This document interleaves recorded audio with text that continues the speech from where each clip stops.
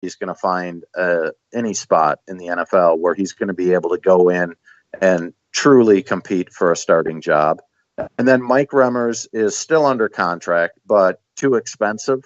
I would approach him and say, look, if you want to come back, we'd like to have you back, but it's got to be a reduced deal. It's got to be maybe a $2 million type deal. And if he doesn't accept that, so be it. But I just can't go into 2019 trusting those two guards to be my starters. I would need to find somebody in free agency and draft offensive linemen early. It's they cannot continue to fool themselves that this offensive line is just young or it's going to improve. They need to go out and add, whether a rookie is a starter right away or not. The depth has to be improved. The starting quality has to be improved. Even after the difficult ending of the season, it still sounded to me like, reading between the lines, the players still really like Kevin Stefanski and want him to be around. Will he be around? Well, I think it's really in Stefanski's court right now. He's got some interview opportunities, interviewing with Cleveland. I think it's on Monday. So I feel like he is a possibility. I don't think that on both sides they're sold on each other, though. I'm not sure that Stefanski is sold on working long-term for Mike Zimmer if there is another opportunity out there for Stefanski, whether that's head coach or whether that's offensive coordinator. He, for once, kind of has the control. With his contract being up, the Vikings can't block him from interviewing with anybody else. So, if Zimmer truly does not have confidence that Stefanski is the guy, then go out and start interviewing people right now. And maybe you fall back on Stefanski. In talking to a lot of different players on Monday about him, the thing that stuck out to me with their reactions was he simplified things for them, and they felt like he played to their strengths. And I think that Stefanski should get the opportunity to be the offensive coordinator, but they have to alleviate some tensions. I found it interesting that about a week ago, Mike Zimmer, was asked about some of his comments with the offensive coordinator, where he kept saying, "Norv quit on me," or "Norv quit. I didn't fire him." And Zimmer said he kept saying that I think it was the week before they played Detroit, because he felt like there was the reputation out there that he was difficult to get along with. So he reads my columns. Well, and I completely agree with him. I think it goes beyond the media. I think there are some coaches that think he is difficult to get along with. And, so he's got to find a coordinator that he can turn things over to. And if Zimmer is going to bite back on certain things, then that has to be all out in the air when he's interviewing them, saying, "This is what I want. Can you do that for me?" And then, if they get halfway into a season and, Zimmer's going to his coordinator and saying, "We need to run more. I told you this in the offseason that this is what I wanted." Well, then I don't think a coordinator can be frustrated by that. But clearly there were tensions between him and DiFilippo. And, I'm curious to see how Stefanski handles all the opportunities that might be out there for him. And we might have found out this year just how important an offensive line coach is as well. Let's get into what might happen at that position. Do want to thank Mississippi Pub, MississippiPub.com, and Beaver Island Brewing for sponsoring the program. Out at Mississippi Pub, Inver Grove Heights, right on the river, view of the marina. They do host private parties. They have great comfort food. They have daily happy hour, appetizer, and drink specials. They have breakfast Saturday and Sunday from 9 to 11:45 a.m. They have Friday fish fries, and it's just a cool vibe, a good place to hang out. They have ribs on Saturdays from 2 o'clock until they're gone. A full rack will only cost you $12. So it's a cool place. Check it out. And thanks again to Beaver Island Brewing for sponsoring the program. What do you think they do with the offensive line coach position? Yeah, I think they go out and look for an offensive line coach. I think it was pretty clear how close Tony Sperano was to Mike Zimmer, and what he meant to Zimmer. They did the best they could under the circumstances, the tragic circumstances with Sperano's passing just before training camp starts. But having co-offensive line coaches, I think was, it was pretty clear to me that Clancy Barone was kind of running the show there.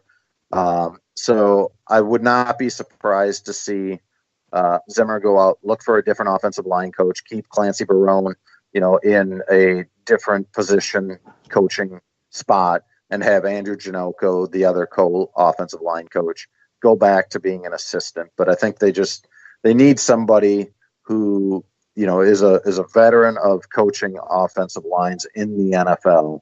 So my guess is they go out and start looking for an offensive line coach.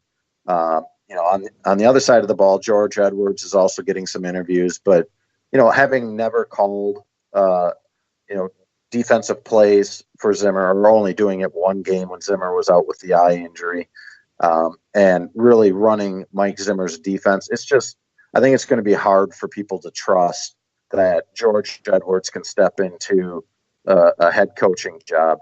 Good for him to get some opportunities to interview, but until Zimmer is willing to give up the play calling, which, he's talked about it for the last 3 years, but I don't ever see that happening. It's too close to his heart. And I think he feels like that is his strength, and he's going to keep control of that. So I think George Edwards is kind of stuck right now in being a coordinator that Zimmer trusts, but not to call the plays. Yeah, and I think one of the most intriguing possibilities of this offseason is if Stefanski does leave for either a coordinator job or a head coaching job, what Zimmer does. And there's some interesting names out there. Let's get to those. First, let's thank FixologyRepair.com. John Hedges and his staff are fixing one of my tablets. I'm picking it up tomorrow. Michael Roos and I always take our stuff there. Downtown location just south of Wells Fargo in the Skyway, and Mall of America, third floor by Nordstrom's. There are some things in life that you just can't live without. Now, whether it's a special piece of jewelry, a watch, or even your smartphone, you want it in working condition. At Fixology Repair, we are committed to restoring your pieces so that everything works or fits the way it ought to. Watch servicing, chain repair, and broken screen replacements are just a few of the services that we offer at Mall of America. Please visit us at FixologyRepair.com or at FixologyMN on Twitter to learn more. Mention this ad and get a 10% discount on our services. So Adam Gase is a possibility as Vikings offensive coordinator. Is very interesting because, he made his reputation in Chicago. He goes to the Dolphins, does not seem to be a very good head coach, and he has a good reputation, but has he ever really done something where you go, okay, that proved that he was a good coach? Well, to me, there's a huge difference between, being a head coach, being a coordinator, being a position coach. I think Gase has done a decent job as an offensive coordinator. It became pretty clear, he wasn't successful as a head coach, but, I don't have a problem with if a guy fails as a head coach, giving him another shot as a coordinator, if he was so successful as a coordinator that he got the opportunity to be a head coach. So he is one that I would put toward the top of the radar. I think it's going to be really interesting around the league to watch the effect that a guy like Matt Nagy or Sean McVay has on general managers and owners that are making decisions on new hires, because I think the trendy thing will be to look for that young up-and-comer that's got a lot of energy and innovation in an offense and hire that guy. But, that's not always the proven way either. I think, they were kind of the outliers for success among young guys. But I do think that there is going to be that pull, that temptation from general managers and owners to go out and find that type of guy. Zach Taylor is a quarterback's coach for the Rams. So, I'm not sure he's going to be necessarily ready for being interviewed as a head coach. But, given what the Rams were doing on offense, I think it would be an interesting look at him for an offensive coordinator position. I don't think you can come in here and say, hey, we're going to be, the greatest show on turf. But what I like about the Rams is they do have a lot of interesting, exciting motions, all that sort of stuff, but yet they still run the ball a lot with Todd Gurley. And so I think that is another name, an interesting to keep an eye on. Yeah, that's very interesting. I love the Rams offense because, like you said, that's the interesting thing about the three modern offenses that everybody raves about: the Saints, the Chiefs, and the Rams. They all run the ball really well. Kareem Hunt was NFL's leading rusher last year. Gurley's the leading rusher this year, or was on his way at least before he got hurt. The Saints have two really good backs. They like to use them. It's not just arena league ball. They actually run the ball, and they punish you if you don't stop the run. So I actually love those concepts. It does sound like Zimmer and Spielman are both safe. Listen, I don't like being the person who calls for somebody to be fired, but I do feel like it's my job to lay out possibilities and probabilities. And, as I wrote the day of the day the season ended, listen, if you weren't impressed with what this team did this year and you think a change needs to be made at the top, well, who could that be? The owners aren't going anywhere. The quarterback can't go anywhere for 2 years. So the only possibilities for change, if you want to see big change, impactful change, would be Spielman or Zimmer. I'm not saying they should be fired, but I don't know that you might be fooling yourself if you bring both of them back and expect something different. Well, I think if I'm the ownership group, if I'm the Wills, I say, look, you're both going into the final year of your contract.